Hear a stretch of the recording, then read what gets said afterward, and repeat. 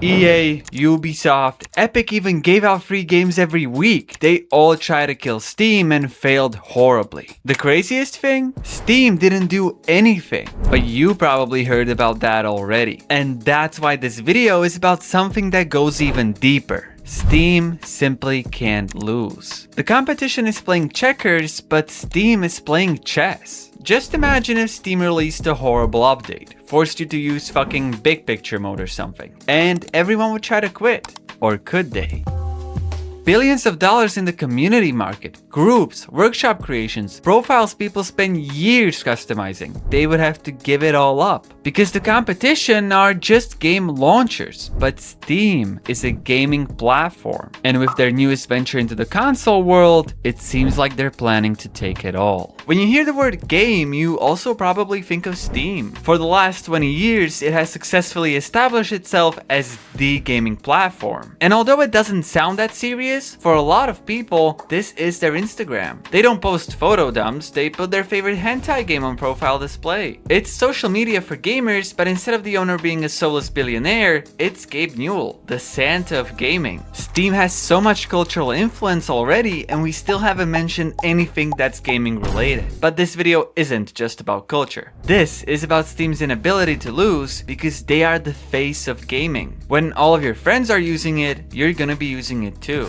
But cultural influence is just one of the three pillars that are currently holding Steam so high up above its competitors. It's like comparing a 6-foot man to one that's 5'11". So what's the second pillar? Accessibility. Now, I am not a middle-class white woman that spends most of her free time in a hypnotically Caucasian Whole Foods. Nonetheless, my inner goy does love consuming the featured tab. The best thing is that Steam made it as simple as unwrapping a Christmas present. You click on the game, you immediately see the trailer, the price, maybe a discount bundle, the genre, and the reviews. So it's exactly like a Christmas gift because you can even throw a tantrum, just this time in the form of the reviews. Compared to Epic Games, which I would most accurately describe as visiting Section 8 housing and trying to play Yahtzee with the residents, the only thing that's going to be thrown is your lifeless body under the bridge. What I'm trying to say is that for what reason would the Epic launcher have the store and library tab? But when I click on the library tab, the top search bar still searches the store, not my fucking library.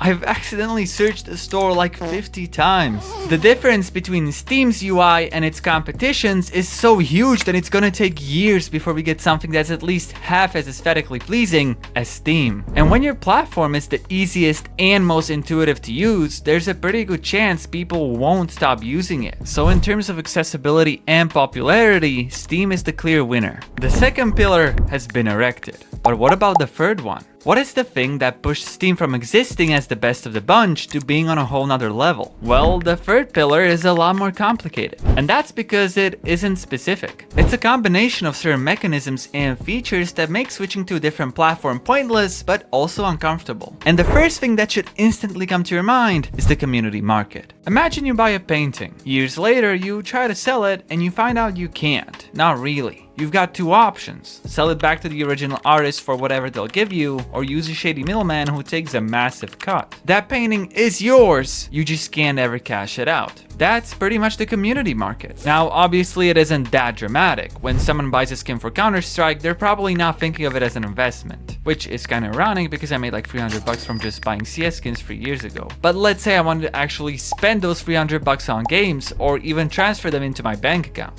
Firstly, I would pay a 10% Counter-Strike fee and a 5% community market fee, which already isn't cheap. Then I get the money, but it's stuck in my Steam account. Option B, third parties. Holy shit, these are bad. I'm talking about only getting 50% of the actual value. Just look at this AK skin. That's 40 euros or 45 USD loss just because you actually want to use the money, and God knows how long it will take to have that money reach your bank account. But the third pillar isn't just the community market. It's also a lot of features that are really good, like the sale system. Every season, every single holiday, there's a sale. The refund system is also incredible. If you have no more than 2 hours of playtime, you can refund the game and send the money back to your bank account. Installing mods is super easy thanks to the Steam Workshop. Just one click and your game is modded. You don't have to worry about corrupting your game just because you wanted to add a mod. We're gonna ignore the fact that Steam tried to make mods cost money. We all make mistakes. I'm blaming blaming Todd Howard for that one. Steam never tried pulling shit like that ever again. And with this, the third pillar has been erected. So yeah, Steam is just like that painting you bought. It's nice to look at, probably the prettiest you'll ever find. But when shit hits the fan, you're gonna have a hell of a hard time finding a buyer. That's why competition is so important. If there wasn't any, Steam wouldn't have to try to improve.